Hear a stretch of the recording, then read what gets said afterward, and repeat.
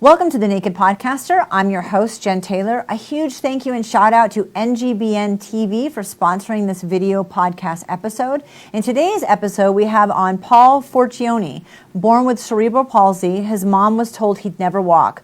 Not only did he walk, he played varsity high school baseball, got into mortgage loan sales, but felt the call to be a life coach.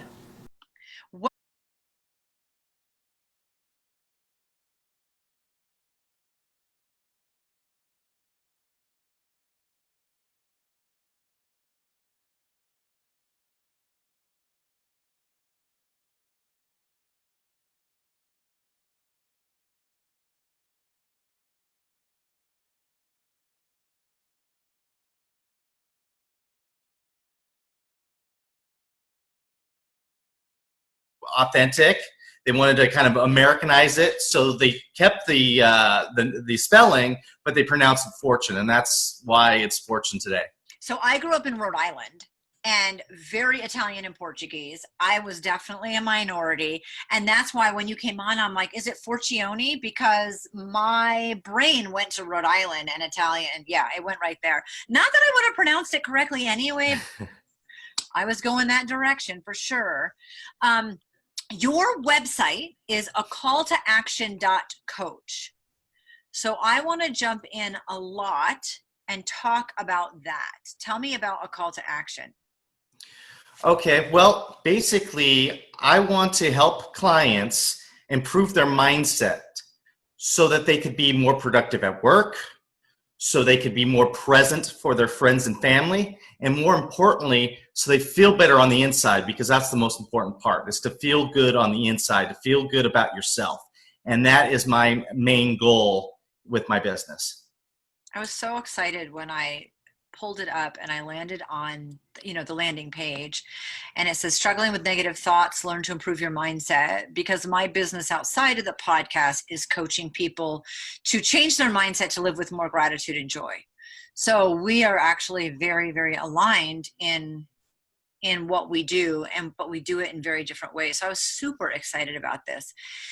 Tell me about helping people achieve their goals. You do several different things. Yeah, so basically, it's just basically what their goal is. It could be as simply as make more friends. I don't want to be shy. I want to be happier. Or it could be I want to start a new business, or I want to move up in my company, or I want to travel the world, or I want to move somewhere I've never been before. Whatever it is, we start to come up with a plan to get you where you want to be. And basically, my clients do the heavy lifting. Basically, my job is to keep them on course and to keep them motivated, because a lot of times, when I have a session with a client, the beginning of the session, I can feel that their tone and their mood is low. And my job as a coach is to hopefully improve it. So hopefully by the end of the session, that they are a little bit more upbeat and go, okay, I was a little bit hard on myself there. And I hear what you're saying. And then after the session, they're going to go, okay, I can breathe. Let's move forward. So basically, you need me when you're in the weeds. When everything is good, I'm not as valuable. But when you're in the weeds and you just don't know where to go next, that's where I come into play. To be that voice, to go, you know what, you're doing the right things. Because we doubt ourselves all the time with limited beliefs. And if I could point out things that they're doing correctly and say, wait a minute, you're doing great right there. Why are you putting yourself down? You're doing awesome there. Don't keep going with that. And just try to break that limited belief system that everybody has. That they're capable of so much more than they can ever believe. And that's the name of the game for me anyway. I actually love that. I know we're going to come back to that through this interview, that you're capable of being more. And you'll help people. Like I saw one thing on your website, if people need help rebuilding their resume. Yes, I definitely can help that. I have friends that are in the HR business or HR side of things. So, we try to structure it if that's what they need. If they're looking for a job, I'm not really a recruiter, but if they need some help with, building their resume, I have resources that can help them. That's not my main thing, but yeah, absolutely. If they need help with that, I will do that. Even something like, I don't want to say as small as that, because when I was in the rebuilding my resume, it can be very stressful, but you can still have imposter syndrome. You can still talk yourself down. You can still feel like you don't deserve or have the training or the education or whatever for that job. It's still a mindset thing, even when you're building out a resume, because you have to say, this is who I am and what I can do, and feel like that's correct. So I imagine even with that, that. Oh yeah, I'll have it out, and they'll be like, "Oh, I don't know about that. I don't feel like I'm that." I'm like, "Sure, you are that. You're just saying you're not, but you are that." There's a great saying that it escapes me, but basically, it's you believe in what you are. You know what I mean? So I mean, if you believe that you're this low-level person, that's what's going to project in your day-to-day life. But if you believe that you have it, that the universe is on your side, that will project that way in your daily activities. Yeah, and people, I mean, not everybody has to have an entrepreneurial mindset to want to move up the corporate ladder. I mean, there are a lot of people that love what they're doing, but they want more change in it or diversity or encouragement. And I just like that you said that, even finding answers for interview questions or a business plan, you really break things down into goals and steps, correct? Yes, absolutely, depending on what it is, because if you have such a daunting goal, you're going to be like, oh, forget it. But if we could break it down one step at a time, then it becomes more simple for you. You go, okay, I can do that. I turn on my computer and put some things together. I can do that. And then I completed that task. Okay, now here's your second task, and we just keep going and going. We build and we build and we build. One of my favorite sayings is, you can't eat an elephant in one bite. And that's all that's saying, is that sometimes it's a little bit all the time. It's compound interest, right? It's just small, easy, daily actions moving forward to accomplish something bigger. So that's exactly what you're doing. Who are the people that find you most? Are they entrepreneurs that really have goals, or who is it? It's basically people that do have a good growth mindset, but are kind of just stuck, kind of have that limited belief that, like, I know I can do great things, but I just don't know how to get started. And that's pretty much the clients that I get, whether it's start a business or a lot of times it's we talk about the business and stuff like that, but it becomes more personal. It comes into, I really want to make more friends. I don't have any friends, or I want to ask my, boyfriend or girlfriend to be married, but I'm scared about the future. So it turns into more of a personal thing than anything else with me. It's basically, and like I said, improving that mindset that, get rid of that limited belief system that, my favorite saying is, if you believe, you can achieve. And that's basically how we go about it. I think, correct me if you disagree, I think everything in business is connected to personal. I 100% agree with that. In some way or form, it is. It's an extension of your personality. Your business is an extension of your personality. So yeah, 100% agreed with that statement. Yes. So if they're worried about like setting goals and doing things, but they want to have friends, like, although those two things to them may seem completely disconnected, it's like a straight line from one to the other, those limiting beliefs. So yeah, absolutely. Well, I had a friend, or not. Well, it's a friend now. He was a client.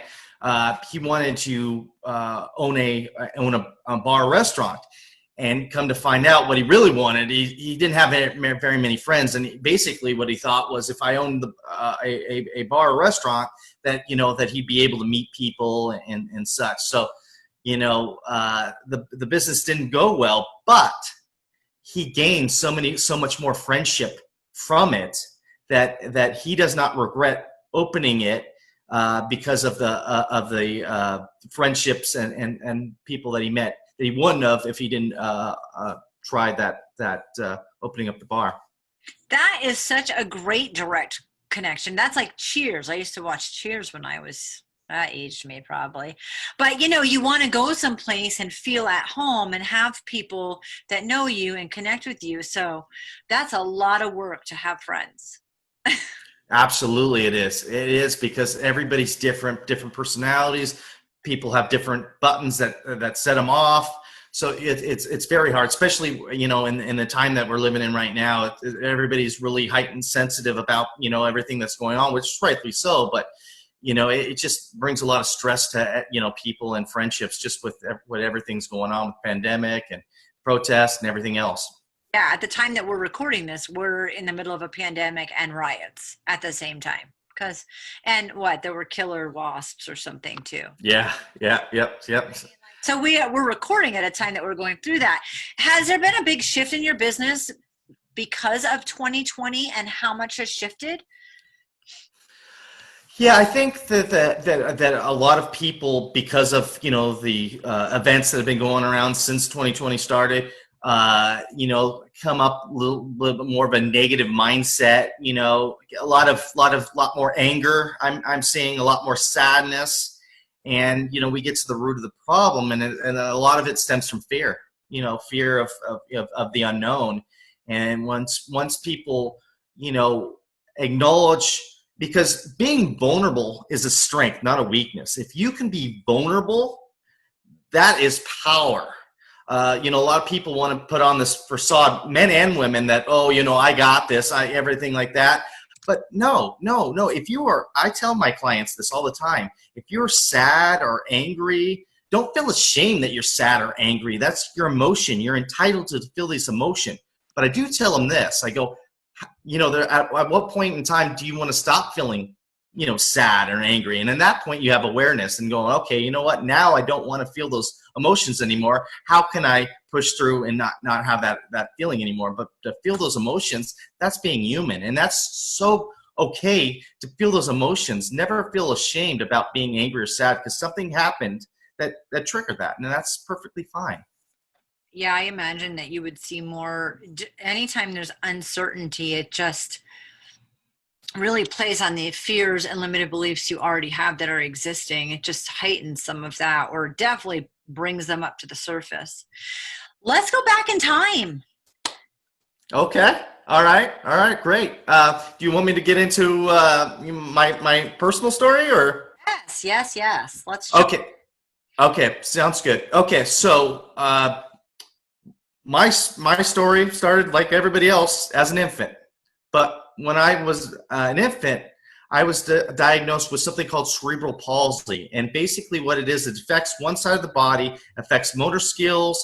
It can lead to limited mobility, paralyzation, and apparently the cerebral palsy that I had was so severe that the doctor told my mom that I will never be able to walk and that I need to get used to being in a wheelchair. Well, thank goodness that my mom didn't take that diagnosis and just give up. She didn't. She went on and got second, third, fourth, and fifth opinions on it. Finally came across a doctor that felt that he could help me. And that's when my physical therapy journey started. Intense physical therapy for 10 years of my life. My first big break when I was, I believe, 3 or so, I was able to walk, which was a great break for me. And then when I turned 5, my mom put me into soccer, different sports and stuff. And it was a little defeating for me, because you'd have all these other kids that'd be able to run laps.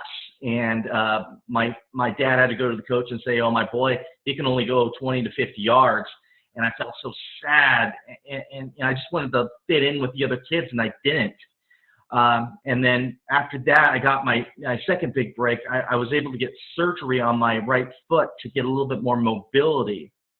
And I'll never forget this. I switched schools at that point, went to a different school, and my first day of physical education, PE, after we did our stretches, it's normal to say, okay, run a lap. And I'm thinking to myself, uh-oh, here we go again. All the kids are going to find out that I can't run this and that.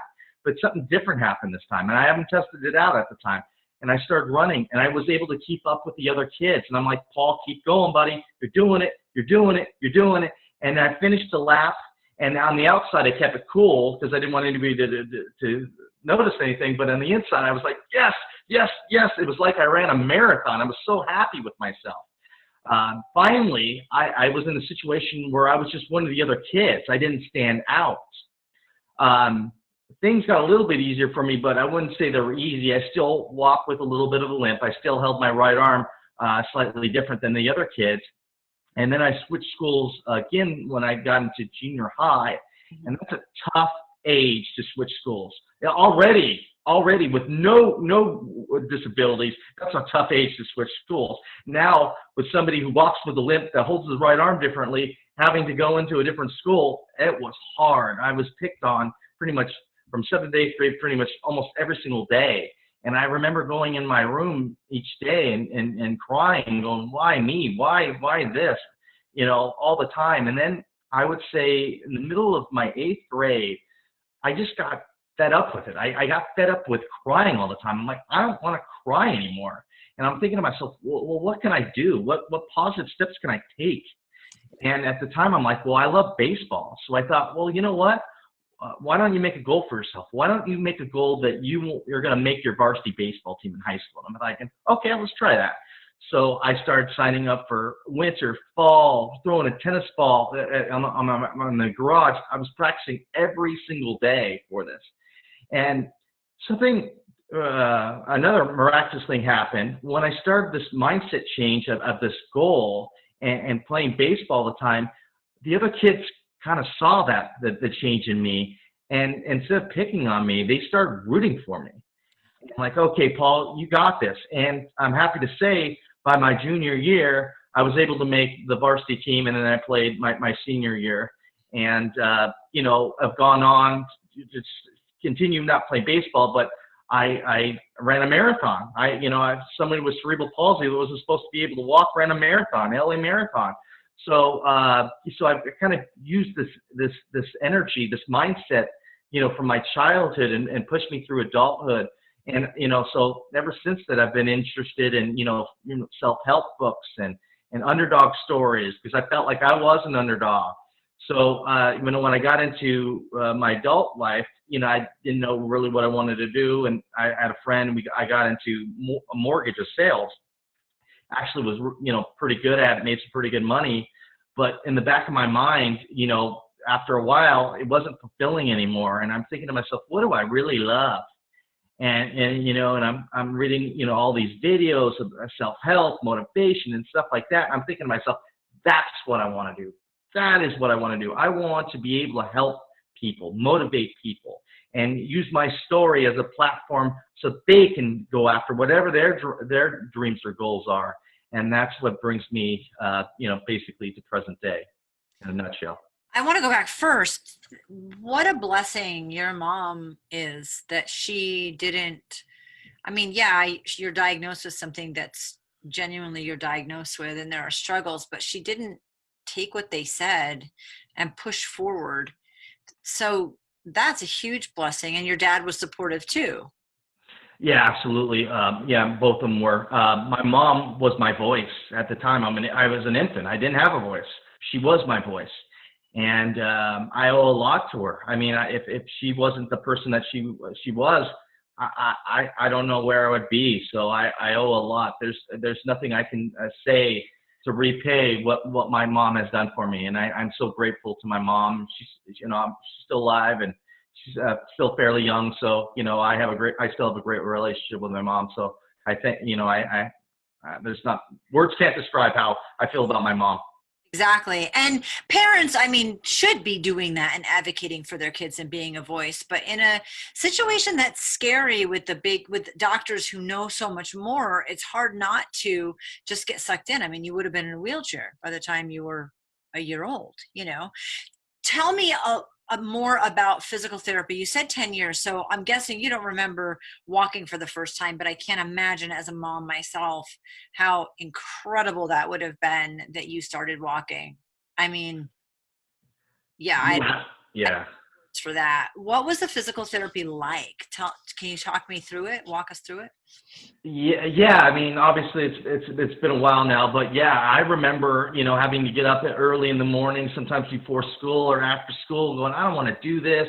And there was times where I was wearing a brace on my ankle, so I would wear long pants so that the other kids wouldn't know that I had a brace on my leg. And, I had to do a lot of swimming, a lot of motions with my right foot and my right arm, over and over again, different activities to use my right side of my body. So they concentrate a lot on that. But you know what, I don't remember the names of the nurses now, but, I had some great nurses, that really helped me, really encouraged me, because there was days, I remember as a kid going, I don't want to get up early and go to physical therapy. I just want to sleep in, or, why do I got to do this and stuff like that? But, thank goodness my mom kept it on, again, my mom, saying, hey, no, you got to go. And, so it was a lot of just working with my right arm, working on with my right foot, just trying to, gain mobility and strength so that, that I could live, more of a normal, active life, in adulthood. Nothing was painful, but it pushed you a lot.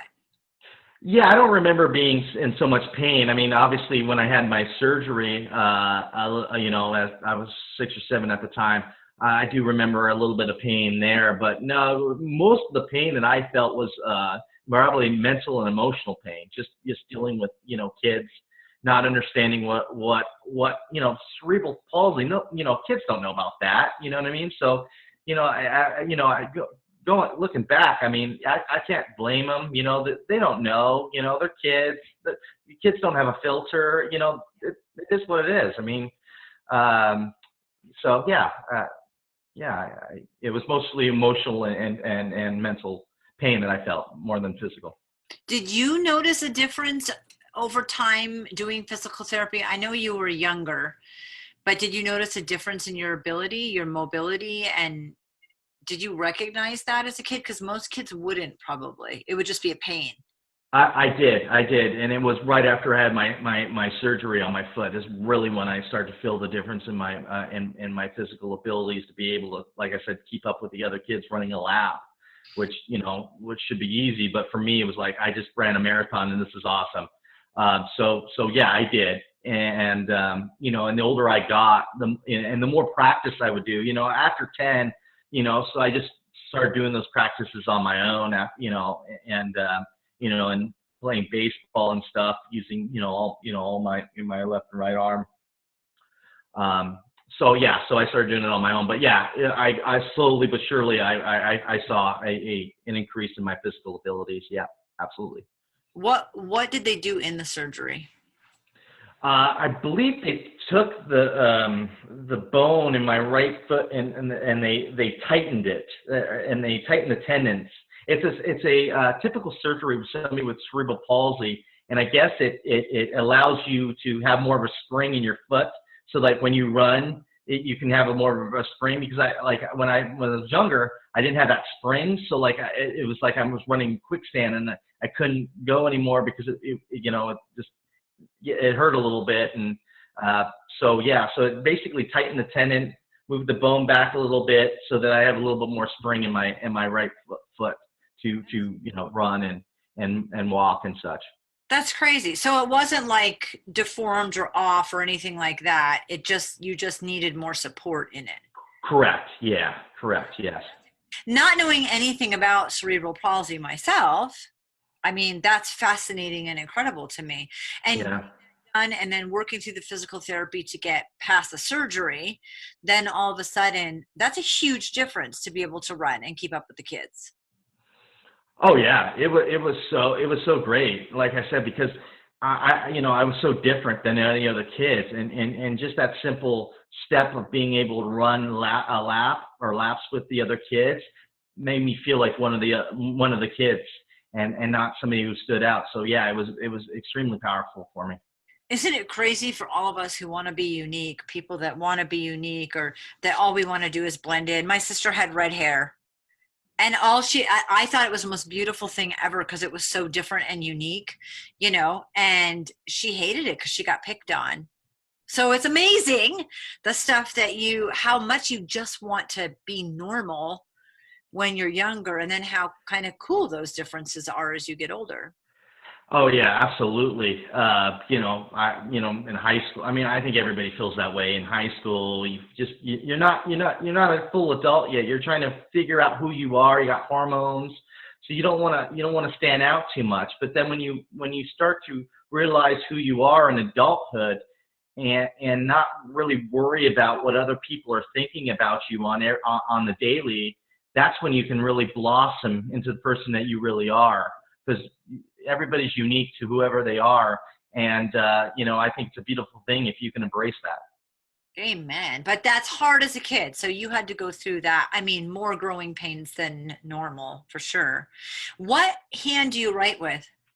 I'm left-handed. I'm dominant left-handed in everything I do because of my cerebral palsy. I can do some stuff with my right hand, but I'm dominant left-handed for sure. I figured you were, but I wanted to ask just in case you were going to surprise us and slip something else in there. That made more sense. I mean, people are one-hand dominant anyway, and clearly you were. I figured. So tell me about now, junior high school you're right, it's terrible for everybody, but more so for you. Tell me about your decision. I know it's so cool that your parents got you into sports and just talked to the coach. I would have done the same thing.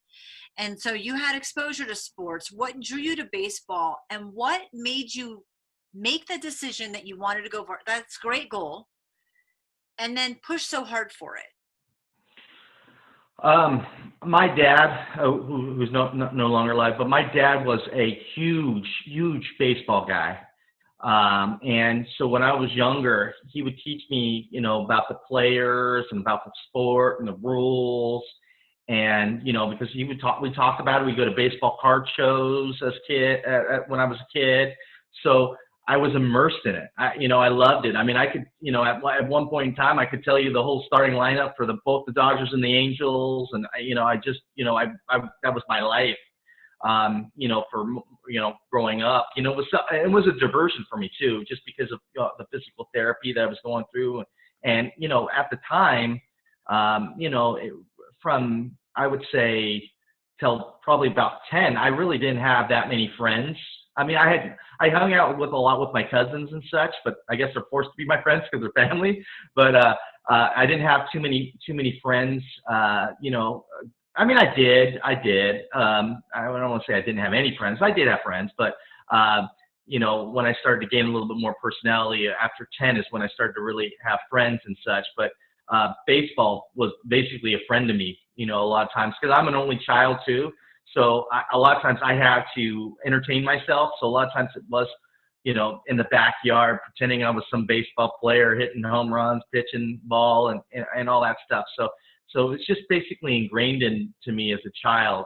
And so when I was in the freshman team, they like everybody was, kind of joking around, BSing with each other, and I was like focused in. I was like, okay, what, it was like the first day of tryouts, and I wasn't joking around with, and I knew everybody. I mean, we all went to school together, going to the same school, but I wasn't about it. I was about, okay, I was like in game mode. I'm like, okay, I need to make the freshman team. How am I going to make the freshman team? So, I was laser focused on what the coach was telling me, working on that. And so they're like, when I'm running drills, I'm going 110. And after a while, it could have gone the other way too. Like I felt the coach's pet or whatnot, but it didn't. They saw the intensity that I had with, my drills and everything like that. And if anybody asked me, they're like, I would say, I want to be on the team. And, this is the only way I'm going to be able to get on the team, because I don't have the athletic ability that a lot of these other kids do. I have to do it by sheer just will.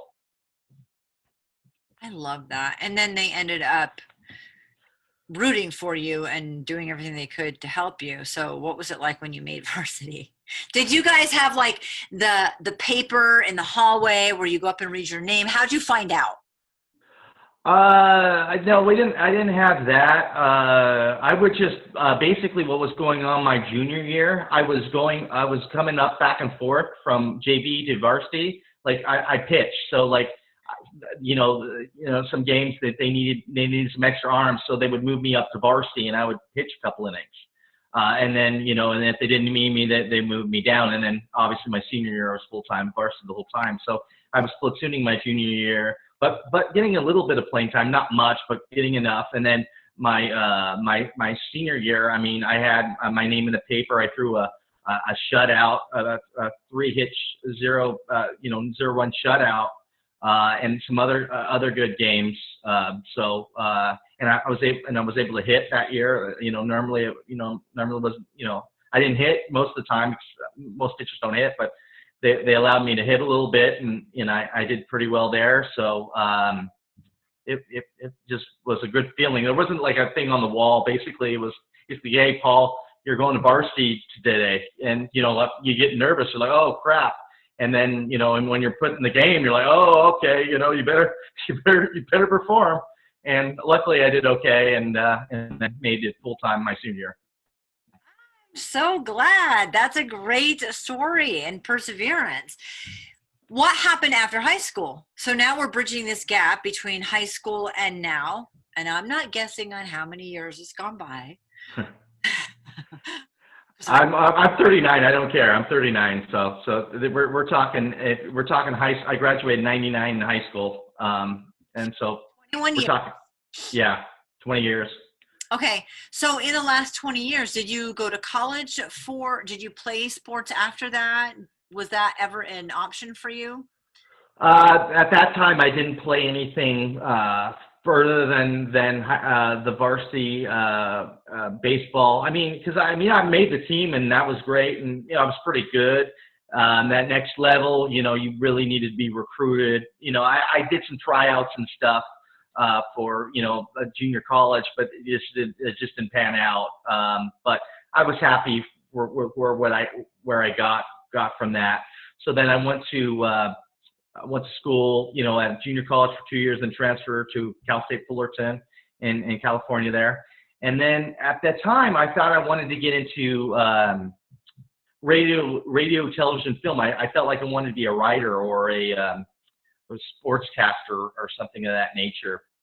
And, and part of going to college, you have to do an internship. So I did an internship for a detective show. It was a sci-fi detective show. It was really a strange show. I don't even know if it even made TV. And you were talking about the 80s. The director of the show, I don't know if you remember this or not, but do you remember the movie Teen Wolf with Michael J. Fox? Yeah. His buddy Styles or whatever, he was the director of the show. So Wow. So, yeah. So, but anyway, so first I was excited to have this gig, but I quickly learned that I did not like it. You're working 16-hour days, and basically nobody knows your name. It's hey you, and then I would get this list. I'd have to go to Starbucks, and then it would be like a long list of coffee, and if you messed up, you were in trouble. And everybody was so unhappy. Everybody's smoking outside. The director stinks, the producer stinks, the actors, they don't know what they're doing, and that was the whole environment was so negative that really turned me off of the industry, which is a shame because I'm sure that there's other productions that aren't like that. I just unfortunately happened to be in one that wasn't very positive, that I don't even think made it, but anyway. During that time, I talked to a family friend of mine who's older than me, but I looked up to as a role model, and they asked me like, how you like doing that? And they could read my body language that I didn't really like doing it. And they're like, you know what? Because he was in the mortgage industry, lending industry. He goes, if you work this hard, this is the kind of money you make and stuff like that. So I kind of transitioned to do mortgages and built pretty much first 15 years of my career life was in mortgages. So that was my journey that way in sales. So sportscasting, journalism to mortgages. Yeah. That's a bounce. A lot of us have those journeys where you're not happy and don't want to continue doing what you're doing, and you get offered something else that you don't know. So there's no harm in trying, and if you like it and it's a good career choice, then there's no reason not to stay in it for 15 years. Yeah, absolutely. I mean, and I love, going into it, I really, really loved it and really enjoyed it. And then, when 2008 hit, 2009, when, the economy, went way down, it was, a little bit of a tough period there, but, I was able to bounce back. But the regulations they put on, the industry was tough. I mean, some of its stuff was warranted just because there was a lot of bad stuff going on, but, it really took the passion out of me. Because, for instance, this is one thing that just was hard to deal with was when I would get people, secret shoppers, and they would be asking me if they wanted a mortgage and this and that, and I would get in trouble if I did not say my mortgage license number. So there's times where I get off the phone with somebody and I'm like, oh no, I had this great conversation, but I did not give my mortgage ID number, and I hope that they're not a secret shopper, and I don't want to get in trouble. So I had these stresses on me that were like, I never had that stress before. I was always focusing on the client and worried about the client, but now I got to think about all this other stuff that I have to say and these disclosures that I have to say that just, took the drive out of me. That stinks. Well, 2008 was a pretty big hit for most of us, so I can understand in that industry. And so then what? So then I, again, I was starting to do some self-searching, and again, I've always been into, even when sales, you're reading all kinds of self-help books, motivational stuff, and I would watch these people talk at these sales rallies, and they were so motivating. A lot of them were really, really good. I'm like, that's awesome. I was starting to think to myself, what did they do? And so I started thinking, and and then this word life coach came around, like a life coach. I remember, this is crazy. This is probably about 6 or 7 years ago. I kind of knew what a life coach was and this and that. And, I just randomly sat next to somebody at a restaurant and strike up a conversation. And we're just talking about what we do. And he said, I'm a life coach. I'm like, a life coach? And I'm like, tell me more about this life coaching. And he was telling me what he does. I'm like, that's really interesting. So then a couple of years later, I'm thinking to myself, because I'm kind of getting burnt out in the mortgage industry for what I've told you about, the examples I told you. So I started taking courses in this, in life coaching. And I thought to myself, what's going to set me apart? Because I started to research. I'm like, everybody's a life coach now. You walk down the street, yeah, I'm a life coach. This is a life coach. Everybody's a life coach. And I'm thinking to myself, well, and the same thing with the mortgage industry. There's a lot of loan officers, so everybody's a loan officer or a realtor or whatever. So, you have to find ways to separate yourself. And part of the things that was going to separate me was making sure that everybody knew my story, where I'm coming from. Because I think if you're vulnerable to your clients, they're going to be vulnerable to you, because you built this trust on, that, hey, I'm disclosing some very personal things about me that aren't always, glamorous. And then they'll feel more comfortable to open up with what's going on in their lives. And then the second part is self-promotion, marketing, going on social medias.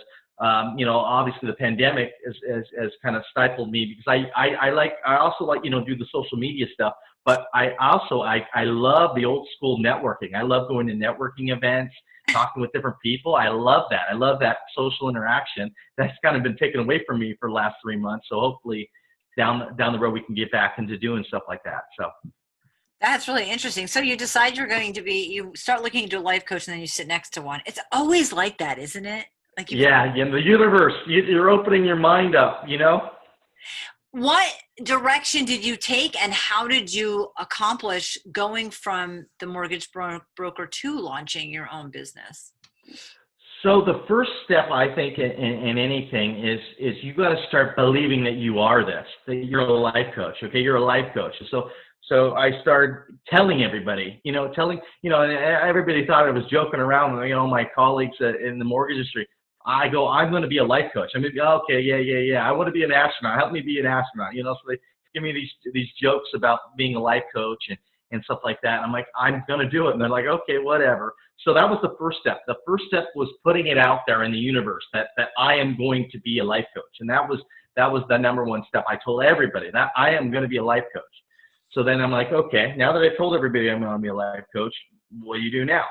So I came across a school. It was more not really life coaching, but it was career coaching. But it's in the same vein. So I took a 6 months course in career coaching, and I really enjoyed that side of things.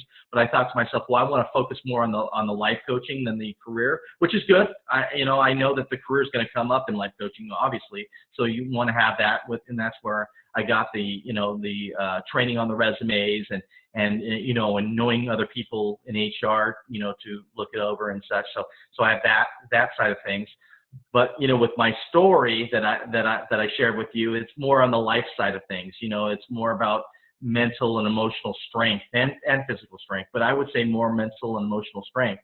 And so that's where I wanted to gear it. And so I started kind of tinkering with my messaging, and I came up with what I wanted to be. And I came up to be, I want to be a mindset coach. I want to preach the growth mindset, and that's kind of how I got to where I am right now. But it's all a journey. I'll evolve with the changing of times and everything changing. So, but right now that's my focus on helping people break those limited beliefs, and that's where I am, and that's kind of the lane I want to stay in for a while, because I feel like I've been really resonating with the clients that I do have.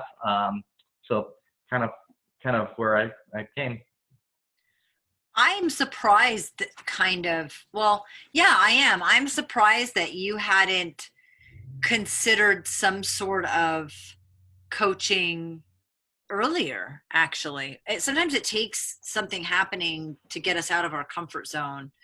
But with your past, it's such a direct, like when I knew a little bit about the story of your past and I knew what your website was, I was like, oh, I completely get how you got from your experience to your business. It made perfect sense to me, but that doesn't mean that it was a straight line. No, absolutely not. And I think what the deal was with me was I was uncomfortable talking about me having cerebral palsy, because all my life I wanted to fit in. That was like my goal, was to fit in, and I didn't want anybody to give me special treatment. I wanted people to treat me like a kid, and that was my mindset. And but I mean, I've done some soul searching, and I read some books, and thinking about vulnerability being a strength, and once I accepted my story and felt like my story would resonate with a lot of people, that's really when the wheels started coming into play about me wanting to be a coach, because I felt like what I can share of my struggles with dealing with cerebral palsy all my life, that that resonates with other people and other people in their lives and what they're going through. It's so funny that the thing that gives us the most credibility and the most reason why and expertise is often the thing that's the most difficult for us to talk about. So I find that fascinating. Because it's personal. People don't want to dive that deep. Like you said, it's very uncomfortable. It's uncomfortable to sit and talk about yourself in that vulnerable light. A lot of people don't like to do that. So it's not easy. What are your limitations, if any, now at 39? I still walk with a slight limp, nothing crazy. A little bit. I hold my right arm a little bit differently. My motor skills on my right side aren't as crisp as on my left side, but not. I mean, I feel like after I've gone through the physical therapy and stuff like that, I really haven't used that as a limitation or excuse to do whatever I wanted to do. But yeah, I mean, it's a little bit on my motor skills, I would say, and that's probably the biggest thing is my motor skills on my right side are a lot slower than on my left. And that's always been the case. And that's something that you got past a huge amount of it. So from going to being told that you will never walk to being on varsity baseball, I mean, that's a pretty huge accomplishment. So that's not probably going to change. Is there a concern with cerebral palsy that it will get worse? Well, yeah, if you do not continue to do physical activity, strengthen yourself, yeah, then it could definitely get worse. But I mean, I feel like that could be with anybody, right? When we all get older, if we don't exercise, we're going to break down. So I make a point of exercising each and every day. I still run, and it's good positive. It keeps you positive when you do exercise. I find, running, sometimes I let my mind just wander. It's kind of almost like meditating. I'm just thinking about whatever's in my mind, and I get what's called that runner's high and that euphoria that I feel. So I enjoy, getting out and doing some physical activity still. I'm a runner, so I feel you. I totally. Yeah. Running's interesting because it's not like you're unconscious, kind of like you're dreaming, but not that deep. But it's like stuff that comes up where you're like, where did that come from? So in that sense, it's like when you dream and you're like, why in the world did I dream about that? Your thoughts when you're running to a lesser degree are very much like that, but you can process a lot that way too. Oh, I totally agree with that.